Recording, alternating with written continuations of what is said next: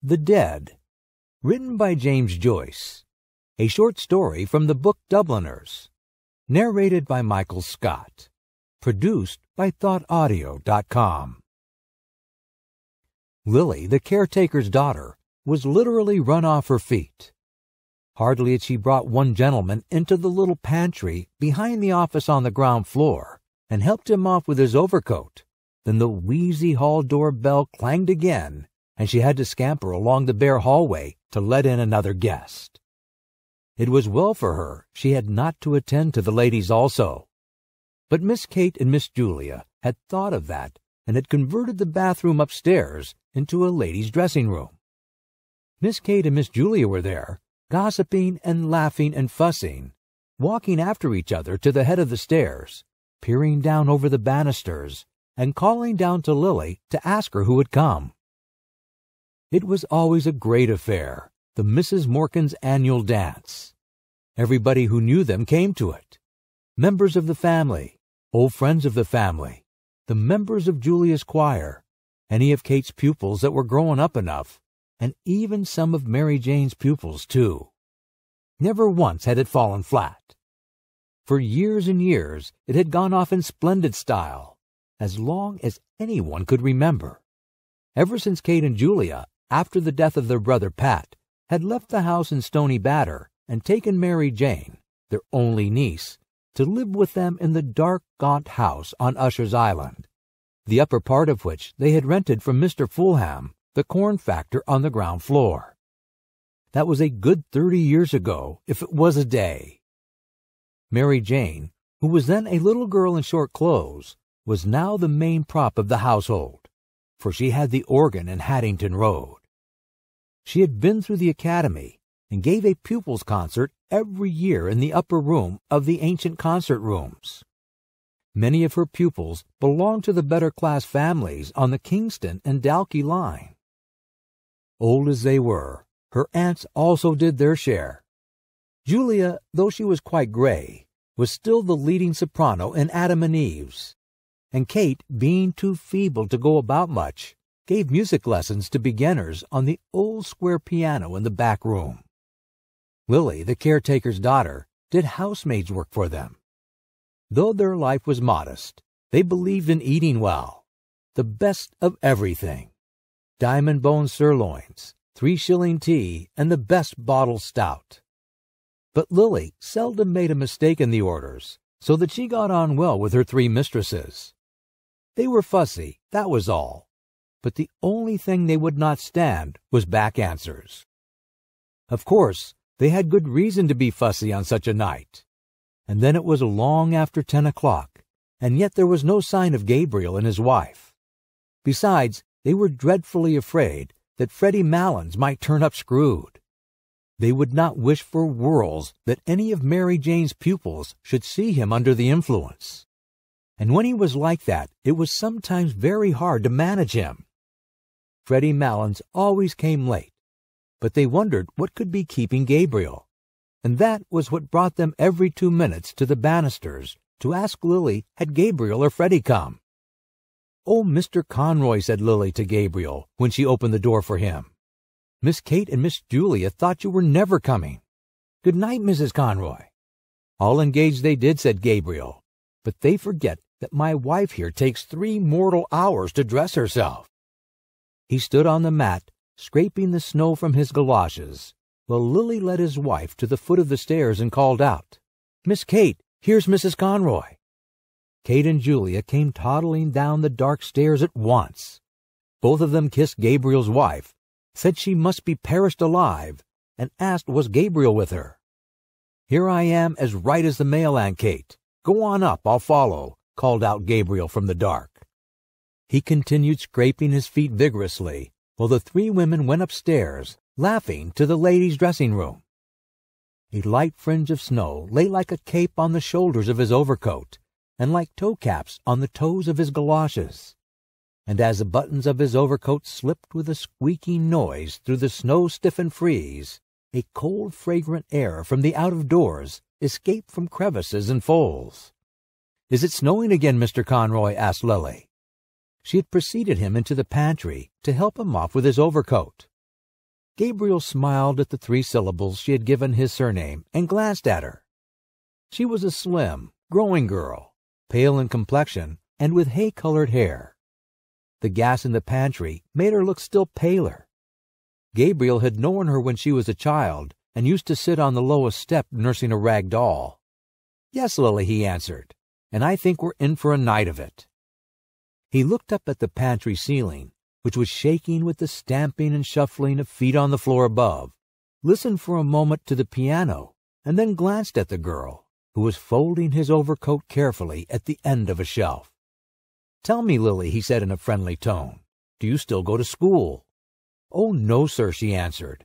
"I'm done schooling this year and more." "Oh, then," said Gabriel gaily, "I suppose we'll be going to your wedding one of these fine days with your young man, huh?"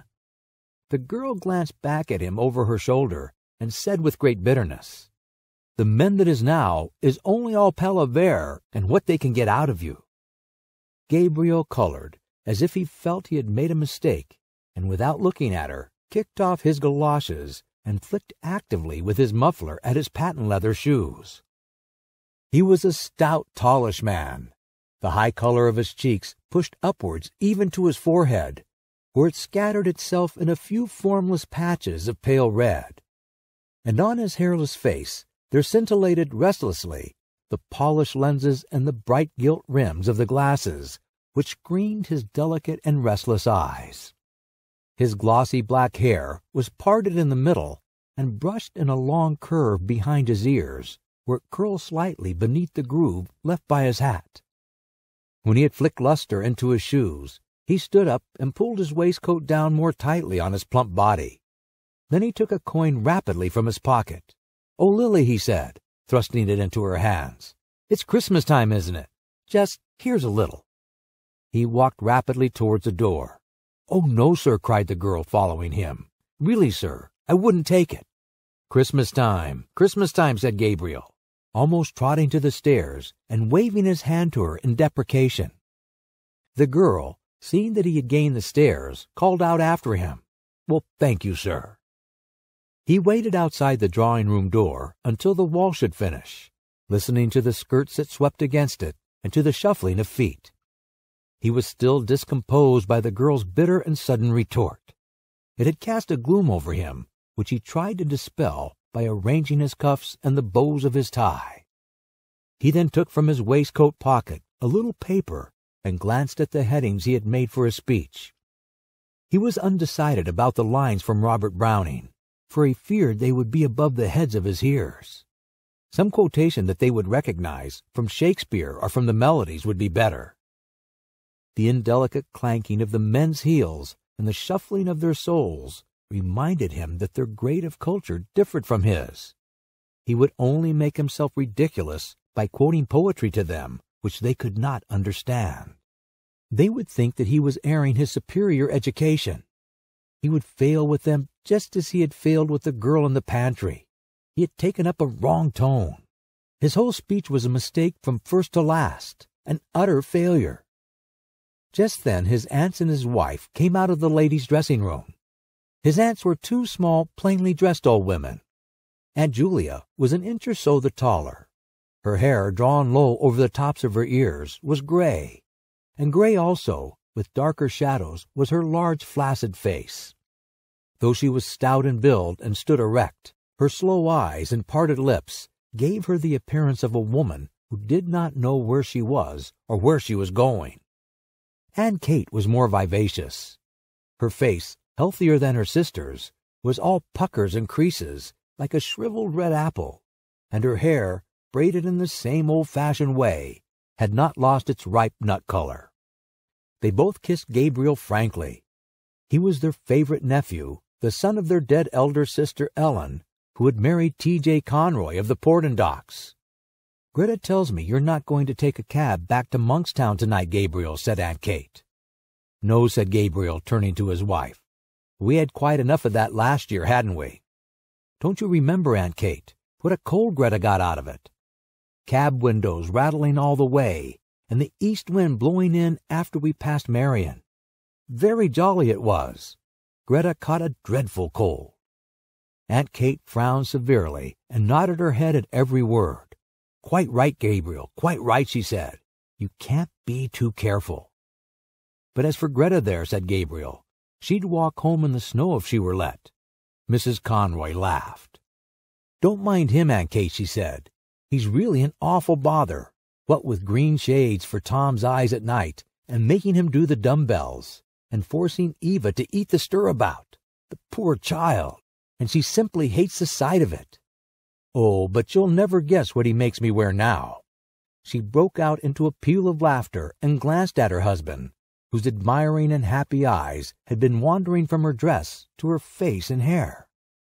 The two aunts laughed heartily too, for Gabriel's solicitude was a standing joke with them. "Galoshes," said Mrs. Conroy. "That's the latest. Whenever it's wet underfoot, I must put on my galoshes. Tonight even he wanted me to put them on, but I wouldn't. The next thing he'll buy me will be a diving suit." Gabriel laughed nervously and patted his tie reassuringly, while Aunt Kate nearly doubled herself, so heartily did she enjoy the joke. The smile soon faded from Aunt Julia's face, and her mirthless eyes were directed towards her nephew's face. After a pause she asked, "What are galoshes, Gabriel?" "Galoshes, Julia!" exclaimed her sister. "Goodness me! Don't you know what galoshes are? You wear them over your boots, Gretta, isn't it?" "Yes," said Mrs. Conroy. "Gutta percha things. We both have a pair now. Gabriel says everyone wears them on the continent." "Oh, the continent," murmured Aunt Julia, nodding her head slowly.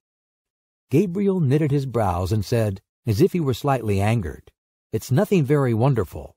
But Gretta thinks it's very funny because she says the word reminds her of Christy minstrels." "But tell me, Gabriel," said Aunt Kate with brisk tact. "Of course, you've seen about the room. Gretta was saying—" "Oh, the room is all right," replied Gabriel. "I've taken one in the Gresham." "To be sure," said Aunt Kate. "By far the best thing to do. And the children, Gretta, you're not anxious about them?" "Oh, for one night," said Mrs. Conroy. "Besides, Bessie will look after them." "To be sure," said Aunt Kate again. "What a comfort it is to have a girl like that, one you can depend on. There's that Lily. I'm sure I don't know what has come over her lately. She's not the girl she was at all." Gabriel was about to ask his aunt some questions on this point, but she broke off suddenly to gaze after her sister, who had wandered down the stairs and was craning her neck over the banisters. "Now I ask you," she said almost testily, "where's Julia going? Julia, Julia, where are you going?" Julia, who had gone halfway down one flight, came back and announced blandly, "Here's Freddie." At the same moment, a clapping of hands and a final flourish of the pianist told that the waltz had ended. The drawing-room door was opened from within, and some couples came out. Aunt Kate drew Gabriel aside hurriedly and whispered into his ear, "Slip down, Gabriel, like a good fellow, and see if he's all right. And don't let him up if he's screwed. I'm sure he's screwed. I'm sure he is." Gabriel went to the stairs and listened over the banisters. He could hear two persons talking in the pantry. Then he recognized Freddie Malon's laugh. He went down the stairs noisily. "It's such a relief," said Aunt Kate to Mrs. Conroy, "that Gabriel is here. I always feel easier in my mind when he's here. Julia, there's Miss Daly, and Miss Power will take some refreshment. Thank you for your beautiful waltz, Miss Daly. It made lovely time." A tall, wizen-faced man, with a stiff grizzled mustache and swarthy skin, who was passing out with his partner, said, "And may we have some refreshment too, Miss Morkan?" "Julia," said Aunt Kate summarily, "and here's Mr. Brown and Miss Furlong.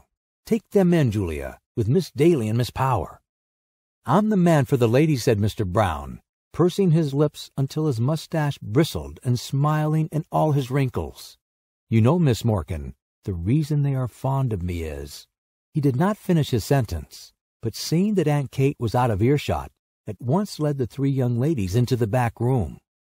The middle of the room was occupied by two square tables placed end to end, and on these Aunt Julia and the caretaker were straightening and smoothing a large cloth.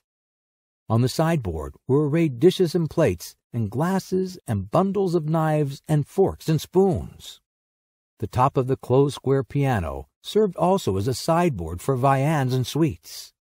At a smaller sideboard in one corner, 2 young men were standing, drinking hop bitters. Mr. Brown led his charges thither and invited them all, in jest, to some ladies' punch, hot, strong, and sweet. As they said they never took anything strong, he opened 3 bottles of lemonade for them. Then he asked one of the young men to move aside, and taking hold of the decanter, filled out for himself a goodly measure of whiskey. The young men eyed him respectfully while he took a trial sip. "God help me," he said, smiling, "it's the doctor's orders." His wizened face broke into a broader smile, and the 3 young ladies laughed in musical echo to his pleasantry, swaying their bodies to and fro with nervous jerks of their shoulders. The boldest said, "Oh, now, Mr. Brown, I'm sure the doctor never ordered anything of the kind." Mr. Brown took another sip of his whiskey and said, with sidling mimicry, "Well, you see, I'm like the famous Mrs. Cassidy, who is reported to have said, 'Now, Mary Grimes, if I don't take it, make me take it, for I feel I want it.'" His hot face had leaned forward a little too confidently, and he had assumed a very low Dublin accent, so that the young ladies, with one instinct, received his speech in silence. Miss Furlong, who was one of Mary Jane's pupils, asked Miss Daly what was the name of the pretty waltz she had played, and Mr. Brown, seeing that he was ignored, turned promptly to the 2 young men who were more appreciative. A red-faced young woman, dressed in pansy, came into the room, excitedly clapping her hands and crying, "Quadrilles! Quadrilles!" Close on her heels came Aunt Kate crying, "2 gentlemen and 3 ladies, Mary Jane." "Oh, here's Mr. Bergen and Mr. Kerrigan," said Mary Jane. "Mr. Kerrigan, will you take Miss Power? Miss Furlong, may I get you a partner, Mr. Bergen?" "Oh, that'll just do now." "3 ladies, Mary Jane," said Aunt Kate. The 2 young gentlemen asked the ladies if they might have the pleasure, and Mary Jane turned to Miss Daly. "Oh, Miss Daly, you're really awfully good, after playing for the last 2 dances, but really we're so short of ladies tonight." "I don't mind in the least, Miss Morkan. But I've a nice partner for you, Mr. Bartell Darcy, the tenor. I'll get him to sing later on. All Dublin is raving about him." Lovely voice, said Aunt Kate.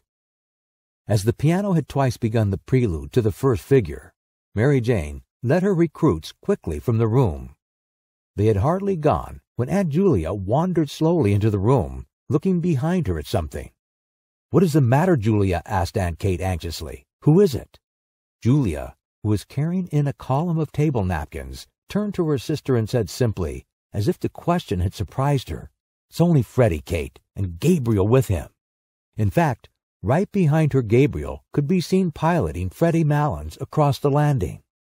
The latter, a young man of about 40, was of Gabriel's size and build, with very round shoulders. His face was fleshy and pallid, touched with color only at the thick hanging lobes of his ears and at the wide wings of his nose. He had coarse features, a blunt nose, a convex and receding brow, tumid and protruded lips. His heavy-lidded eyes and the disorder of his scanty hair made him look sleepy. He was laughing heartily in a high key at a story which he had been telling Gabriel on the stairs, and at the same time rubbing the knuckles of his left fist backwards and forwards into his left eye. "Good evening, Freddie," said Aunt Julia. Freddie Malins bade the Misses Morkan good evening in what seemed an offhand fashion, by reason of the habitual catch in his voice, and then, seeing that Mr. Brown was grinning at him from the sideboard, crossed the room on rather shaky legs, and began to repeat in an undertone the story he had just told to Gabriel. "He's not so bad, is he?" said Aunt Kate to Gabriel. Gabriel's brows were dark, but he raised them quickly and answered, "Oh, no, hardly noticeable." "Now, isn't he a terrible fellow?" she said. "And his poor mother made him take the pledge on New Year's Eve. But come on, Gabriel, into the drawing-room." But before leaving the room with Gabriel, she signaled to Mr. Brown by frowning and shaking her forefinger in warning to and fro. Mr. Brown nodded in answer, and when she had gone said to Freddie Malins, "Now then, Teddy, I'm going to fill you out a good glass of lemonade just to buck you up." Freddie Malins, who was nearing the climax of his story, waved the offer aside impatiently. But Mr. Brown, having first called Freddie Malon's attention to a disarray in his dress, filled out and handed him a full glass of lemonade. Freddie Malon's left hand accepted the glass mechanically, his right hand being engaged in the mechanical readjustment of his dress. Mr. Brown, whose face was once more wrinkling with mirth, poured out for himself a glass of whiskey, while Freddie Malon's exploded, before he had well reached the climax of his story, in a kink of high-pitched bronchitic laughter, and setting down his untasted and overflowing glass, began to rub the knuckles of his left fist backwards and forwards into his left eye, repeating words of his last phrase as well as his fit of laughter would allow him. Gabriel could not listen while Mary Jane was playing her Academy piece, full of runs and difficult passages, to the hushed drawing-room. He liked music, but the piece he was playing had no melody for him, and he doubted whether it had any melody for the other listeners, though they had begged Mary Jane to play something. 4 young men who had come from the refreshment room to stand in the doorway at the sound of the piano had gone away quietly in couples after a few minutes. The only persons who seemed to follow the music were Mary Jane herself, her hands racing along the keyboard or lifted from it at the pauses like those of a priestess in momentary imprecation, and Aunt Kate standing at her elbow to turn the page. Gabriel's eyes, irritated by the floor, which glittered with beeswax under the heavy chandelier, wandered to the wall above the piano. A picture of the balcony scene in Romeo and Juliet hung there, and beside it was a picture of the 2 murdered princes in the tower, which Aunt Julia had worked in red, blue, and brown wools when she was a girl. Probably in the school they had gone to as girls, that kind of work had been taught for 1 year. His mother had worked for him as a birthday present a waistcoat of purple tabinet, with little foxes' heads upon it, lined with brown satin, and having round mulberry buttons. It was strange that his mother had no musical talent, though Aunt Kate used to call her the brains carrier of the Morkan family. Both she and Julia had always seemed a little proud of their serious and matronly sister. Her photograph stood before the pier glass. She held an open book on her knees and was pointing out something in it to Constantine, who, dressed in a man-of-war suit, lay at her feet. It was she who had chosen the name of her sons, for she was very sensible of the dignity of family life. Thanks to her, Constantine was now senior curate in Balbriggan, and thanks to her, Gabriel himself had taken his degree in the Royal University. A shadow passed over his face as he remembered her sullen opposition to his marriage. Some slighting phrases she had used still rankled in his memory. She had once spoken of Gretta as being country cute, and that was not true of Gretta at all. It was Gretta who had nursed her during all her last long illness in their house at Monkstown. He knew that Mary Jane must be near the end of her piece, for she was playing again the opening melody, with runs of scales after every bar, and while he waited for the end, the resentment died down in his heart.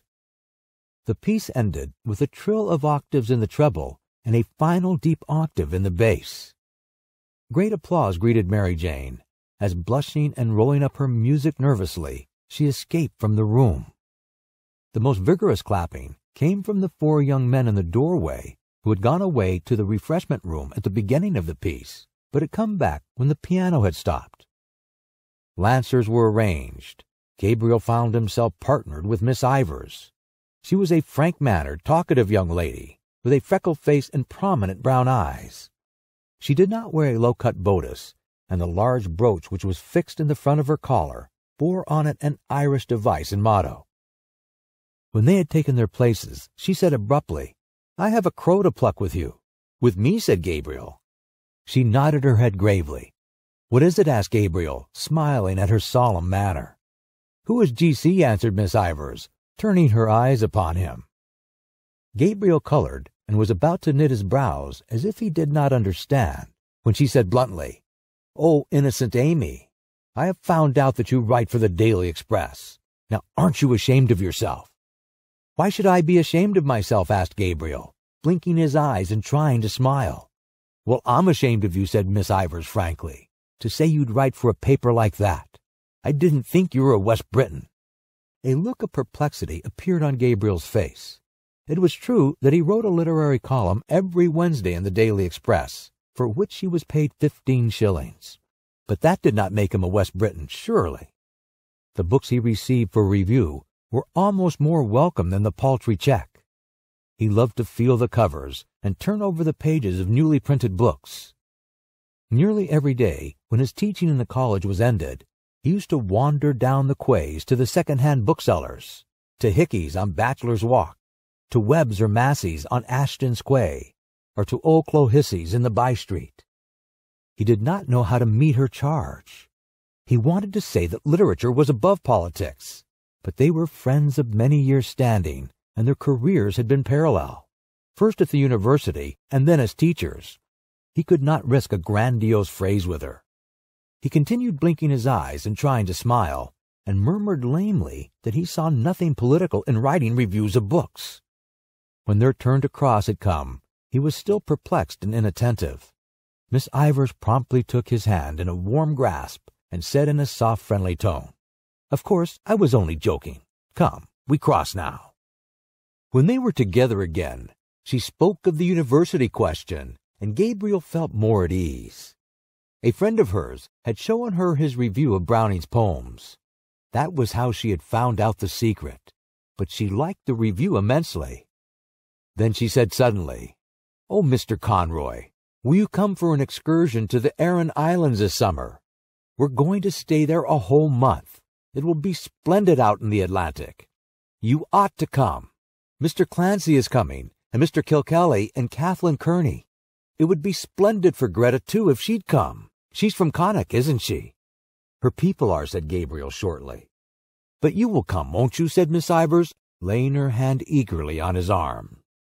"The fact is," said Gabriel, "I have just arranged to go." "Go where?" asked Miss Ivors. "Well, you know, every year I go for a cycling tour with some fellows, and so—" "But where?" asked Miss Ivors. "Well, we usually go to France or Belgium or perhaps Germany," said Gabriel awkwardly. "And why do you go to France and Belgium," said Miss Ivors, "instead of visiting your own land?" "Well," said Gabriel, "it's partly to keep in touch with the languages, and partly for a change." "And haven't you your own language to keep in touch with? Irish?" asked Miss Ivors. "Well," said Gabriel, "if it comes to that, you know, Irish is not my language." The neighbors had turned to listen to the cross-examination. Gabriel glanced right and left nervously, and tried to keep his good humor under the ordeal which was making a blush invade his forehead. "And haven't you your own land to visit," continued Miss Ivors, "that you know nothing of, your own people and your own country?" "Oh, to tell you the truth," retorted Gabriel suddenly, "I'm sick of my own country, sick of it." "Why?" asked Miss Ivors. Gabriel did not answer, for his retort had heated him. "Why?" repeated Miss Ivors. They had to go visiting together, and as he had not answered her, Miss Ivors said warmly, "Of course you've no answer." Gabriel tried to cover his agitation by taking part in the dance with great energy. He avoided her eyes, for he had seen a sour expression on her face. But when they met in the long chain, he was surprised to feel his hand firmly pressed. She looked at him from under her brows for a moment quizzically until he smiled. Then, just as the chain was about to start again, she stood on tiptoe and whispered into his ear, "West Briton." When the Lancers were over, Gabriel went away to a remote corner of the room where Freddie Mallon's mother was sitting. She was a stout, feeble old woman with white hair. Her voice had a catch in it like her son's, and she stuttered slightly. She had been told that Freddie had come and that he was nearly all right. Gabriel asked whether she had a good crossing. She lived with her married daughter in Glasgow and came to Dublin on a visit once a year. She answered placidly that she had had a beautiful crossing and that the captain had been most attentive to her. She spoke also of the beautiful house her daughter kept in Glasgow and of all the friends they had there. While her tongue rambled on, Gabriel tried to banish from his mind all memory of the unpleasant incident with Miss Ivors. Of course, the girl, or woman, or whatever she was an enthusiast, but there was a time for all things. Perhaps he ought not to have answered her like that, but she had no right to call him a West Briton before people, even in joke. She had tried to make him ridiculous before people, heckling him and staring at him with her rabbit's eyes. He saw his wife making her way towards him through the waltzing couples. When she reached him, she said into his ear, "Gabriel, Aunt Kate wants to know, won't you carve the goose as usual? Miss Daly will carve the ham, and I'll do the pudding." "All right," said Gabriel. "She's sending in the younger ones first, as soon as this waltz is over, so that we'll have the table to ourselves." "Were you dancing?" asked Gabriel. "Of course I was. Didn't you see me?" "What row had you with Molly Ivors?" "No row." "Why? Did she say so?" "Something like that. I'm trying to get that Mr. Darcy to sing. He's full of conceit, I think." "There was no row," said Gabriel moodily. "Only she wanted me to go for a trip to west of Ireland, and I said I wouldn't." His wife clasped her hands excitedly and gave a little jump. "Oh, do go, Gabriel," she cried. "I'd love to see Galway again." "You can go if you like," said Gabriel coldly. She looked at him for a moment, then turned to Mrs. Malins and said, "There's a nice husband for you, Mrs. Malins." While she was threading her way back across the room, Mrs. Malins, without adverting to the interruption, went on to tell Gabriel what beautiful places there were in Scotland and beautiful scenery. Her son-in-law brought them every year to the lakes, and they used to go fishing. Her son-in-law was a splendid fisher. One day he caught a beautiful big fish, and the man in the hotel cooked it for their dinner. Gabriel hardly heard what she said. Now that supper was coming near, he began to think again about his speech and about the quotation. When he saw Freddie Malins coming across the room to visit his mother, Gabriel left the chair free for him and retired into the embrasure of the window. The room had already cleared, and from the back room came the clatter of plates and knives. Those who still remained in the drawing-room seemed tired of dancing, and were conversing quietly in little groups. Gabriel's warm, trembling fingers tapped the cold pane of the window. How cool it must be outside! How pleasant it would be to walk out alone, first along by the river and then through the park. The snow would be lying on the branches of trees and forming a bright cap on the top of Wellington Monument. How much more pleasant it would be there than at the supper table. He ran over the headings of his speech: Irish hospitality, sad memories, the three graces, Paris, the quotation from Browning. He repeated to himself a phrase he had written in his review: "One feels that one is listening to a thought-tormented music." Miss Ivors had praised the review. Was she sincere? Had she really any life of her own behind all her propagandism? There had never been any ill feeling between them until that night. It unnerved him to think that she would be at the supper table, looking at him while he spoke with her critical, quizzing eyes. Perhaps she would not be sorry to see him fail in his speech. An idea came into his mind and gave him courage. He would say, alluding to Aunt Kate and Aunt Julia, "Ladies and gentlemen, the generation which is now on the wane among us may have had its faults, but for my part, I think it had certain qualities of hospitality, of humor, of humanity, which the new and very serious and hyper-educated generation that is growing up around us seems to me to lack." Very good. That was one for Miss Ivors. What did he care that his aunts were only two ignorant old women?